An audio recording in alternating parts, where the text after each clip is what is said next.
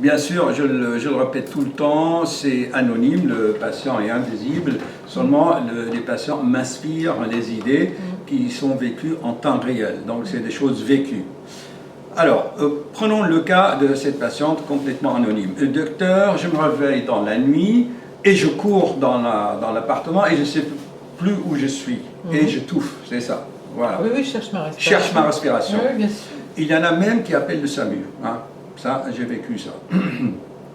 Alors, c'est sûr qu'en France, les Français sont traumatisés depuis 300 ans par la guerre des religions. Hein, entre les catholiques, protestants, etc. Traumatisme, les guerres de religion de 100 ans. Hein, d'accord. Ensuite, Napoléon est venu. Qu'est-ce qu'il a fait? Il a transformé les cathédrales et les églises en étables pour ses chevaux. Hein, d'accord. Hein, il a séparé, c'est lui-même qui s'est mis la couronne sur sa tête. Donc il a dénigré complètement la spiritualité en France. Et donc, en France, si vous dites à quelqu'un, vous lui parlez de spiritualité, il devient allergique, il ne veut plus entendre parler de ça, il dénigre tout. Et donc, il y a un déni total de la vraie nature de l'être humain. La vraie nature de l'être humain, hein, c'est spirituel. Ça veut dire, dans ma conception personnelle, selon mes recherches personnelles, tout ce qui est spirituel est magnétique, électromagnétique, invisible. Et ce noyau magnétique, j'ai toujours dit dans mes vidéos, se trouve ici dans le plexus solaire.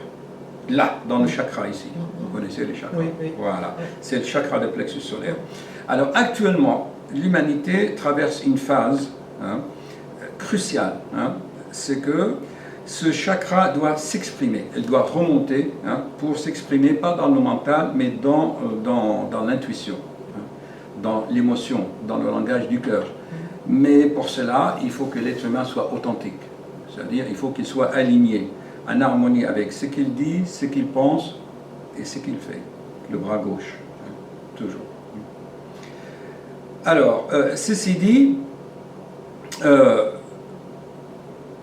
les gens en France n'arrivent pas à faire le lien entre ce problème, n'est-ce pas, dont je viens d'en parler, et pourquoi est-ce que la France est le premier pays au monde à consommer des somnifères et des antidépresseurs, alors que c'est un pays riche, hein, c'est un pays civilisé.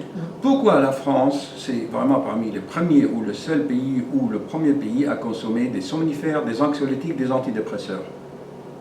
Les gens ne réfléchissent pas et ils ne mettent pas le lien entre ce que je viens de dire en introduction et maintenant. Tout simplement parce qu'il y a un déni. L'être humain est composé de 3 corps. Un corps physique, un corps éthérique et un corps spirituel. Ça veut dire corps, âme et esprit. L'âme et l'esprit, il ne faut pas confondre. Alors pendant le rêve, pendant le sommeil, les constantes cardiaques, ça veut dire le pouls, la tension, la respiration et la chaleur, etc. Tous ces constantes donc baissent. Et donc il y a une légère séparation entre le corps physique et le corps magnétique astral, une simple résonance, enfin une simple séparation, une libération, ce qui fait que le 12e corps en fait va résonner avec un autre monde. Et ça se passe souvent dans la nuit, bien sûr. Donc l'être humain, comme il ne lâche pas prise, dès que le corps astral quitte légèrement le corps physique, il a peur, il se réveille. Il dit où je suis, parce que son esprit a échappé de son corps en fait, mais il reste lié par le cordon d'argent. Il dit où je suis, je ne sais plus où lui, parce que son corps physique il est là, comme un cadavre sur le lit, et son corps astral se promène. Donc il court après lui, il ne sait pas où il est. Donc il a peur, il étouffe, il va mourir. Et ça c'est constant. Donc la solution à ça, eh bien, la connaissance, et vivre consciemment chaque moment de sa vie, vivre le présent, conscientiser toute chose pour que pendant la nuit, le cerveau puisse capter ces informations et ne soit pas perturbé par les événements de la journée.